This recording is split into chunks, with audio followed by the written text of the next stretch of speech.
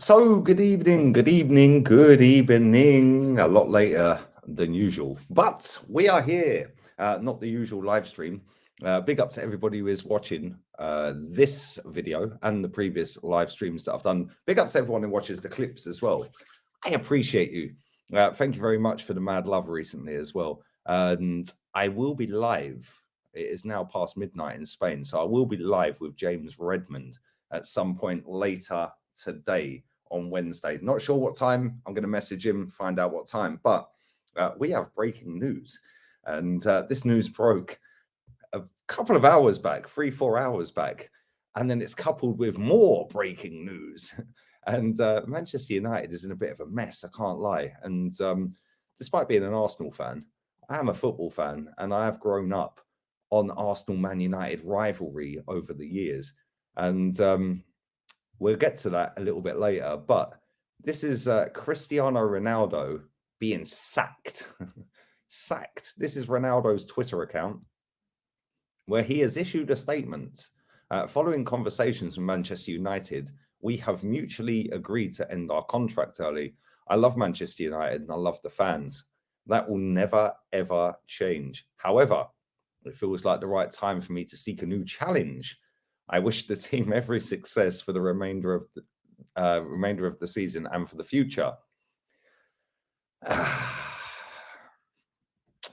What can we say about this guy? He did an interview and he threw Manchester United's owners, hierarchy, and some of the players, some of the pundits that are ex-players for Manchester United, etc., threw them all under the bus. And listen, whether you agree with what Ronaldo said, whether you think he was right or not, doesn't take away that he's been a mad goal scorer. I don't like him. Straight up, I don't like the guy. I think he makes it all about him. I think anyone who's watched this channel for long enough knows my stance on Cristiano Ronaldo. He's just a little crybaby, isn't he? But he is now CRP45, P45 in the post. Manchester United and him have said they mutually agreed. Let's be real, he just got sacked. It was basically what he wanted. They've issued a club statement. They've also posted out about under 21s, under 23s, whatever it may be. They've put all of that gumph out tonight, but they posted this. And this is telling, and this is how you can tell that it was... This is what he wanted anyway. This is why he did the Piers Morgan interview. He wanted to get sacked. And he's obviously going to lose out on a lot of bonuses by this happening. But Manchester United have put this out there. And if I can zoom in so you can all see it properly. Cristiano Ronaldo is to leave Manchester United by mutual agreement with immediate effect. The club thanks him for his immense contribution across 2 spells at Old Trafford. That's all you get, my friend. That is all you get. And the communications between these two broke down many months ago, probably going back into last season. But listen, like I said, I don't rate the guy. I don't like the guy. The guy's all about himself. He's not a team player. He thinks he's bigger than Man United. Nobody's bigger than Man United. And it was probably the right time. But I'm petty. So if it was me, and he'd done that interview and I was the owners, stakeholders, shareholders, directors, whatever you want to call them, I would have sat there and said, you know what, Cristiano, we're going to activate the 1-year clause in the contract to extend it another year. And then we're going to dump you in the reserves for the next 18 months. And then you're finished because you'll be 39 years old. And that's what I would have done. The way he spoke about Manchester United, we all know the football club's finished in terms of elite level status. Nobody is scared of United. Nobody wants to sign for United in terms of elite level players. Yes, they've signed Casemiro, Varane, you can say Sancho, other players along the way. They've signed some good players along the way. You could throw him in that mix. The only reason he went back there, he said it before, is because he had a conversation with Sir Alex Ferguson. He said, you can't go Manchester City. Was Manchester City that keen on signing him? We will probably find out in about 10 years' time when Pep writes a book. But he is no longer a Manchester United player. And he's a free agent, which is causing a bit of a stir because Chelsea obviously need a striker as well. Aubameyang, as much as I like Aubameyang, He's not going to get you 25, 30 goals. Ronaldo's probably not. But Chelsea, I could see him signing. I really could. He wants a team that's in Champions League. He wanted Champions League football, hence why he's kicked off in the first place and done this little crybaby thing on the show with Piers Morgan. And this is what I find mad with it. Like, he knew what he was getting himself into. Like, he knew that he was going back to a different Man United. He knew he was going back to a Man United that had a ground that was running with rats running across the pitch, a leaky roof, poor facilities, a Manchester United owned by the Glazers that are not very good owners. They strip money and assets out of the football club without putting money in.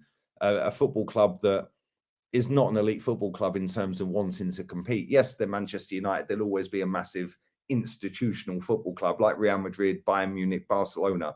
They're big football clubs. Them four are elite, clear in terms of fan base, income, etc., etc. But he knew what he was getting himself into. He wanted to go back there and become a hero, and ain't happened for him, is it? Yes, people will sit there and say, "Oh, but you got 20-odd goals last season in all competitions." What did it do for them? It made them finish in their worst ever position in the Premier League. Their worst ever Premier League season, points tally-wise. So Ronaldo signing, oh, yes, on paper it looks great. Oh, we've signed Ronaldo. Whoa, yes, big up Man United, suing in car parks. Saeed, it ain't easy. Love you, mate. Go and subscribe to Saeed TV.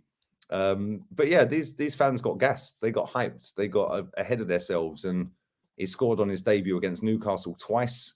Everyone was getting hyped. He was whipping off his shirt left, right, and centre, suing all around the world. And it ended up in their worst ever Premier League season. There's a lot of hoo-ha with the fact that this contract's been terminated. When people, Man United, him, and others are sitting there going, mutual consent. It's not mutual consent. Let's just have it right here. It's not mutual consent. He wanted to get sacked. He wanted a way out. He don't need the money. He went on Piers Morgan's show. Man United said, boy, laters. Yeah. And they fully kicked him out. That's it. And he's just gone, yeah, cool. I agree to that. I don't need the money, mate. Which he doesn't. Where he goes, I don't know. But he is going to be playing for Portugal sometime this week. I think it's Friday they play. Maybe tomorrow. No, I think it is Friday. I don't know. Anyway, he is going to be playing in the World Cup. If they play him up front, I don't really see him getting out of the group, if I'm honest, but that's just my opinion. I'd love to know your thoughts and feelings on Cristiano. The GOAT has been curried. He is in the bin. He is no longer a Manchester United player. He is no longer assigned to a football club. Would you take him at your football club? Leave it in the comment section. I know most of the people that subscribe to this channel are Arsenal fans. Believe it or not, they are Arsenal fans, but would you take him at Arsenal? Me personally, no thanks. Don't want him anywhere near the football club. He's not a team player. It's all about Cristiano. And yeah, I'm kind of happy it's all ended like this. What I want to know as well, if you are a Manchester United fan watching this, has he tarnished the legacy that he set at Man United? I see something earlier where he was the last Manchester United player to win a Ballon d'Or, the last Manchester United player to score 30 goals in a season, the last to score 40 goals in a season, the last to win a Puskas, the last to get a golden shoe, the last to get a golden boot, etc., etc., etc. In fact, actually, the golden boot, I may be lying, I think it was Van Persie. But the Puskas and the golden shoe, 100%. But has he ruined his legacy? Because he's been calling out Wayne Rooney, who's been calling him out, and he's been saying, oh, basically he's a rat. Has Rooney got a bigger legacy at Manchester United than Cristiano? You left, you then came back, ain't really happened. I don't know. For me personally, I've not rated this guy for a long time. I just think that he's just tried to stat pad, which is cool. Listen, you can't take the 700 odd goals away from him. A fair play to him for that. He's an elite level goal scorer. I'll never diss him for that. His work ethic in terms of keeping himself in shape, elite. But Cristiano is all about Cristiano. Has he dented his legacy? And where do you rank him in the level of GOATs, the greatest of all time players? Is he in the top 10, top 20, top 50? Is he your number one? Is he better than Ronaldinho, R9, Messi? I don't know. You tell me. Me personally, Messi's the GOAT.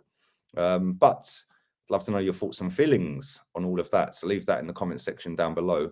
And let's get on to the other breaking news. which is, this is off of Manchester United's website. So big up to manchesterunited.com. They have issued a statement tonight. Manchester United announces process. Process. It's a good buzzword that everyone's using recently, isn't it? There's a process. Announces process to explore strategic. Another fantastic buzzword. Strategic. It makes it sound like they've got a super good plan and a process to the strategic end goal. These football clubs have got good PR, haven't they? To explore strategic alternatives to enhance the club's growth. This is from the communications department. This was issued when I had a couple of beers. Cheers, guys. We're on the Hollandessa this evening. Very nice beer indeed. That's Ronaldo fanboys' tears. I'm drinking him. My goat scored today. Your goat got sacked. On another bombshell and another note, Manchester United PLC, one of the most successful and historic clubs in the world, announces today that the company's board of directors, the board, is commencing a process to explore strategic alternatives for the club. The process is designed to enhance the club's future growth, with the ultimate goal of positioning the club to capitalize on opportunities both on the pitch and commercially. As part of this process, take a shot every time they say process. The board will consider all strategics and that's 2 shots. All strategic alternatives, including new investment into the club, a sale, or other transactions involving the company. Notice they call it a company. This will include an assessment of several initiatives to strengthen the club, including stadium and infrastructure redevelopment. A little bit too late for that, lads, but better late than never, I suppose.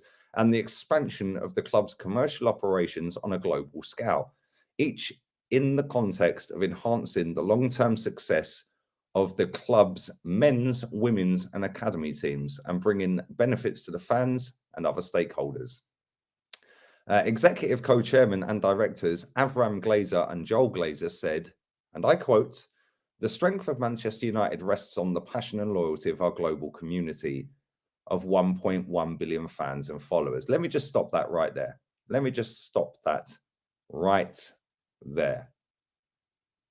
Right there. You can see that's highlighted. Right there. Executive co-chairman and directors Avram Glazer and Joel Glazer said, "The strength of Manchester United rests on the passion and loyalty of our global community of 1.1 billion fans and followers." Do you know exactly what they've just done there? As I spark my cigar, it's not a cigar. Do you know what they've done there? Real talk. They have indirectly, in a Ponzi, reverse psychology way, basically said, if you want us out, yeah, you need to do traction for us. 1.1 billion fans and followers. The strength of Manchester United rests on the passion and loyalty of our global community. They're basically saying, we've took you for a ride, but now we need you because we need money. This could go one of 2, 3, 4, 5, 6 different ways. They could be doing this because Ronaldo's left by mutual consent, or they could be doing this because they genuinely want to sell it, which I don't think they do. It's too much of a cash cow for them. They've stripped £2 billion out of that football club since they've owned it. They don't win anything. They haven't won anything. I think this is the longest run in 30, 40 years for Man United without a trophy. It's the longest run for us, well, my whole lifetime without a Premier League trophy or League One, Division One, whatever you want to call it. But the fact that they've said this club rests on the passion and loyalty of our fans, they're taking the piss. I can't lie. This could also be, I know that there's so many people that don't like us. So if they could push this Glazers out, yeah, then what could happen is it'll go global. Everyone will be talking about it, be trending #1 on every platform. and we could potentially get investment, because other people will come in, billionaires, millionaires, consortiums, etc., and invest and buy some kind of shares. They could also do a sale of the club fully. I don't think they want to sell it. Real talk. It's very ironic that this has come out straight after the Ronaldo news. How ironic. Ronaldo probably put the shares down here. Not only that, as I record this, the US dollar has gone up 13% today. Let that sink in. Maybe it's because of that. I don't know. But anyway, let's continue. As we seek to continue building on the club's history of success. Okay, mate. The board has authorized a thorough evaluation of strategic alternatives. We will evaluate all options to ensure that we best serve our fans and that Manchester United maximizes the significant growth opportunities available to the club today and in the future. Throughout this process, we will fully remain focused on serving the best interests of our fans, shareholders, and various stakeholders. The Rain Group is acting as the company exclusive financial advisor, and Latham and Watkins LLP is legal counsel to the company. It wouldn't surprise me one bit if they had an invested interest in either of them companies, by the way. But I'm not going to do that live while I'm recording this. I will do that when I finish recording this, and then I'll post again tomorrow. Rothschild & Co. is acting as the exclusive financial advisor to the Glazer family shareholders. There can be no assurance that the review being undertaken will result in any transaction involving the company. Twice they've said that. Manchester United does not intend to make further announcements regarding the review and until the board has approved the specific transaction or other course of action requiring a formal announcement. So basically, we're going to put this little half-assed PR exercise out there. We're going to put it out there to everyone. We're going to sit there and then we're going to say, but we need your help, Manchester United fans. If you want investment, it's on you now. If you want us gone, it's now on you, Manchester United fans. 1.1 billion of you globally. We need you now. Really? We didn't care about that 1.1 billion, did you? When you've wasted the last God knows how many years fleecing the football club. And like I said, it might be worth doing some research on that tomorrow. I'm going to go to bed after this. It's 1:45 in the morning, but I'm going to do some research on that. And it would not surprise me one bit if that family are invested in the companies that are representing and doing all the legal stuff and the banking stuff and all of that stuff. Would not surprise me one bit. You do not become that wealthy without having invested interest left, right, and center and fingers in many, many pies. And this smacks to me as a PR exercise. Manchester United fans that are watching this, maybe you have a difference of opinion. But the one thing I do know is, because obviously we have American owners at Arsenal as well, that as soon as the Kroenke family or the Glazer family are mentioned on social media, instantly #1 trending on the planet. And this is why I don't really partake in it. I don't really care who the owners of my football club are. What I do care is whether we're successful. And for the last couple of years, we've pumped a lot of money in. Yes, it's not owner money. It's our own money. He brought the debt, refinanced the debt to himself, etc., etc. The difference between Arsenal and Manchester United is Manchester United's owners have fleeced 2 billion quid out of the football club. And that football club is valued at probably around 6-7 billion. I'd imagine they'd probably take 5.5 billion, maybe. We're talking in different stratospheres of money and wealth. There's not many people on the planet that have that level of wealth, and not many people that want to buy a football club. There's probably only about 4,000 billionaires on the whole planet. Now what you've got to do is you've got to find one, or maybe two that couple up, that have got the money to be able to buy Manchester United, take on the burden of 1.1 billion global fans and followers, and then try and make it successful. Yes, they have a huge income. They're one of the richest football clubs in terms of income and marketing and commercial deals on the planet. They're Manchester United. Fergie put them on the map. And Fergie is a big issue with that football club. He's nicking £3 million a year to sit and keep quiet, basically, as an ambassador of the football club, which I find hilarious that Manchester United fans are allowing that. Like, why is there nobody up in arms about that? You know, yes, greatest manager in my lifetime, and I'm 40 years old, but why is nobody moaning that Fergie is on the ambassadorial role, zipping it? Like, he don't need the money. He don't need the status. He doesn't need to have Manchester United fans like waxing lyrical about him. He's got that. He's one of the greatest managers in living history, if not the greatest manager, a club domestically wise. But Man United fans that I see and I speak to, they don't really kick off about Fergie. And he's basically in the Glazers' pocket. And let's not forget, he was winning titles when the Glazers took over. Since then, it's all gone Pete Tong, and they ain't won one since Van Persie and Rooney and all them days. Mad, actually mad. But for me, this smacks as a PR exercise. Like I said, there's only about 4,000 billionaires on the planet. How many of them want to buy a football club? You can cut that into maybe 10% straight away. So maybe there's 40 billionaires around the world that want to buy a football club. Now, have they got the money? Have they got the good intention? Are you going to vet them properly? They say they do the means test, the what they call it, the Premier League. We're going to do the background checks and all of that. Premier League genuinely don't really care, if I'm honest. As long as money's coming into the Premier League and Manchester United are in a half sensible position, as long as they can keep churning out the big six, that's all they really care about, because that gets them the TV rights, it gets them the sponsorship deals, it gets them all the merchandising, commercial, keeps them all in high, powerful jobs. It gets them on the board of FIFA, UEFA, and all of that. So I don't really care. Due diligence and all of that rubbish. Well, we've seen with Portsmouth and many, many other clubs that that's not really a thing anymore, is it? Financial fair play is not really a thing either. So yeah, this to me just smacks of, well, we're open to offers, but we're not. But we need you to make us get the offers.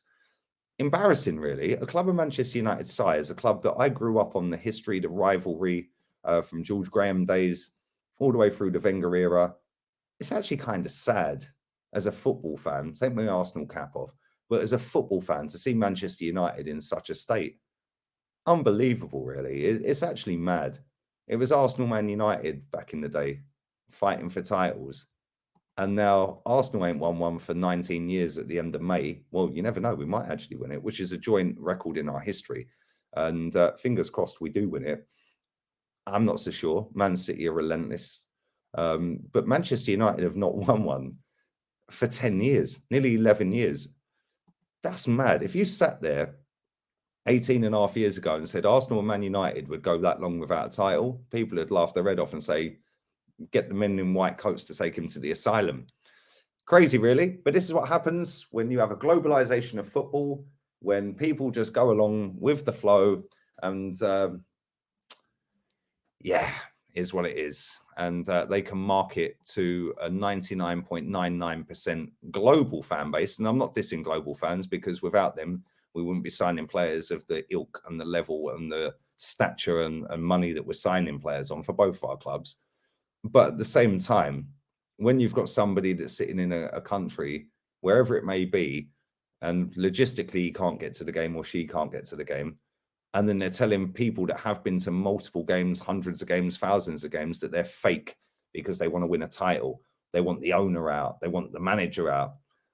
That's what the club wanted. It's the same as the Super League. The club, the Glazers, the Cronkies, they've only brought into them football clubs because they've known for 30 years there's going to be a Super League at some point. Don't be deluded to think that ain't going to happen. That will come back. And Gary Neville, the mug, who's trying to buy him and his fellow colleagues who own Salford FC through the football leagues by doing exactly what the Super League's basically doing, churning millions into a football club.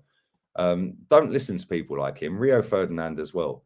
So we got it on Arsenal's side. Ray Parlour, Martin Keown. Woo! We're out righty. We've got them all.